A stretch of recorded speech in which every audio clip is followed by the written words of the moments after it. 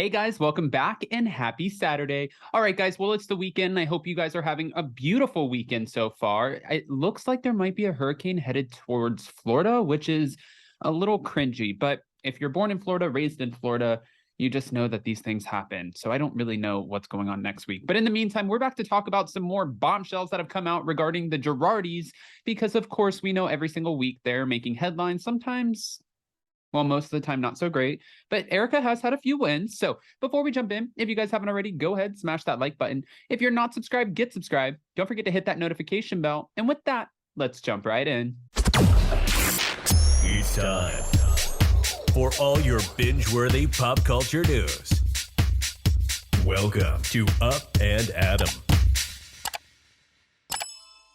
All right, guys, so this kind of really honestly does not make any sense to me. And I'm going to break it down and explain why. But one of Erica Jane's husband, Tom Girardi's alleged victims, has apparently grown tired, thanks to Radar Online, has grown tired of waiting to be paid the money owed to him. So instead, he is demanding that he be awarded the 4 automobiles to settle his debt. But hold on, I'll kind of explain why this doesn't make sense. According to court documents obtained by Radar Online, a man named Jerry Hammond has been attempting to collect the money from Girardi and his firm, and that's the money that they failed to pay him, allegedly. Now, as RadarOnline.com previously reported, Girardi, we know, was this high-powered attorney. We've talked about that, but we also know that there are a lot of settlements that he allegedly did not come, he didn't come off the money. However, many of his ex-clients claim after he secured them deals, he came up with excuse after excuse not to pay them. We know that they're being accused of running this Ponzi scheme, right? And because of that, his creditors forced him into a Chapter 7 bankruptcy. Now, in December 2020, it was around the same time that she filed for divorce, which if you guys saw that timeline, I believe it was the Bravo docket who posted it. We talked about it. It's a very odd, peculiar timeline. It makes you question a lot.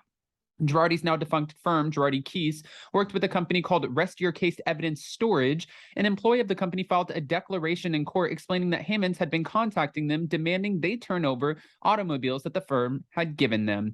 The company said that they stored evidence for Girardi Keys and still have 4 cars that are unaccounted for: a 2006 Toyota Corolla, a 2001 Kia Sedona, a 2015 Mercedes-Benz S550, S550, and a 2017 Volkswagen Jetta. The rep said that they have received calls from countless people with heartbreaking tales of having settled cases, but receiving nothing and not being able to afford life-saving surgeries or losing their homes. In the declaration, the rep said that Hammonds called up and was quite insistent that he take the 4 wrecked cars, saying that he was owed them. But again, I don't understand. We'll get to the point of why I don't get this. The rep said that Hammonds admitted that none of the cars were his, and his case did not involve Girardi Keys. Well, it did not involve any of the vehicles that were in accidents, but instead the rep believed that he was owed money from drug litigation. The rep told Hammonds that the matter had to be dealt with in the bankruptcy court, which infuriated him. He then accused the rep of being in on it. I think that there are a lot of people right now who are just at their wits' end. I think that people are very upset. People are growing impatient, and I can understand that. Waiting for something to play out for litigation and the court system, it just feels like it takes so long. And then once you finally get to that point where you settle, and then all of a sudden you're not getting your settlement funds, if people are getting, infuriated or agitated, I can see why. I'm not saying it's right, but I'm also not saying it's wrong to be upset at all. The company said that they believe the cars are not usable, but could bring in $1,000 if sold for metal scrap. $1,000 per car. The judge has yet to rule. That's what I didn't understand here. If there are 4 cars and this man is owed a sizable amount of money, and he's like, I will just take the 4 cars that are worth $1,000 each in scrap, why would you even? Those wouldn't even be on my list. I'd be like, no, I don't want your $4,000, because you still have to take the cars, have the cars removed, get the scrap money out of them. And that's still a pain in the ass. At this point, this guy should just be able to get his settlement money, which I'm sure is probably a lot more than $4,000. As RadarOnline.com reported, Erica Jane still faces a $25 million lawsuit demanding that she return money Girardi Keys spent to pay the bills for her company, EJ Global. But hold on, wait. There's more. Now, Ronald Richards took to Twitter because Ronald Richards is on Twitter a lot, and he talks about the Girardi cases a lot, and he, well, did it again, and this was 2 days ago and yesterday. Here is a link to Erica Girardi's motion to transfer the federal racketeering lawsuit to Southern California. It also revealed a tolling agreement never before published. Here it is below as well. LA will be happy to have Erica's trial here. All right. But then good news for the Girardis, well, maybe for the Girardis, for the victims, I guess, at this point, because the Girardis, I don't think we'll see a dime out of any of this. He also wrote 15 hours ago, breaking. Tom Girardi, trustee, finally files a motion to sell Erica Jane and Tom's house. The price is $7.5 million. Estate will net $500,000 unless the court disagrees with the liens that the trustee has disregarded. A long fall from $17 million. And they said that the local couple, there's a local couple, and they are the buyers.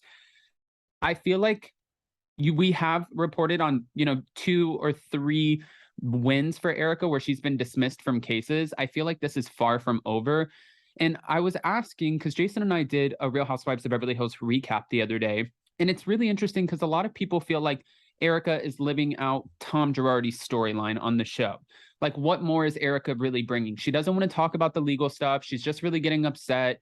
It's hurting, I'm sure, the victims to watch her and have these like lash outs like, I don't give a fuck about anybody but myself. So I'm wondering if they will bring her back. I'm assuming that they'll bring her back for season 13, but I'm not positive. But then again, that can be said for everyone.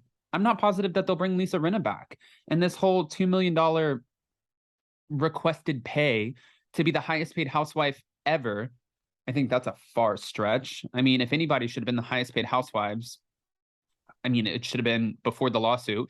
Nene Leakes, Bethany Frankel, Lisa Vanderpump. Like, those are highest paid housewives material. Unless you think Lisa Rinna is. If you do, you can go to my community tab, take the poll, give us your answer. Right now, Garcelle's winning. If anyone had to be paid the $2 million, but then $2 million is a lot of money for 3-4 months of filming. But I want to hear what your guys' thoughts are, your unfiltered opinions. So go ahead, comment below. And before you go, I wanted to say a huge thank you. I just looked at the podcast updates because next week's a big week for us. Not only are we getting the Salt Lake City Housewives, but we are launching our podcast. The first episode comes out next Friday, and then we'll be posting twice a week, which I'm so excited about. It's huge. Top 100. Almost 150 ratings already from a trailer, all because of you guys. And it's free. You get to just go click in the description of this video, click on the link for the podcast, go give us a rating, listen to the trailer. It's all free. That's the best part of all of this. So I love you guys. Thank you so much. I hope you have a beautiful, beautiful weekend. Stay safe. Don't get into too much trouble. Bye, guys.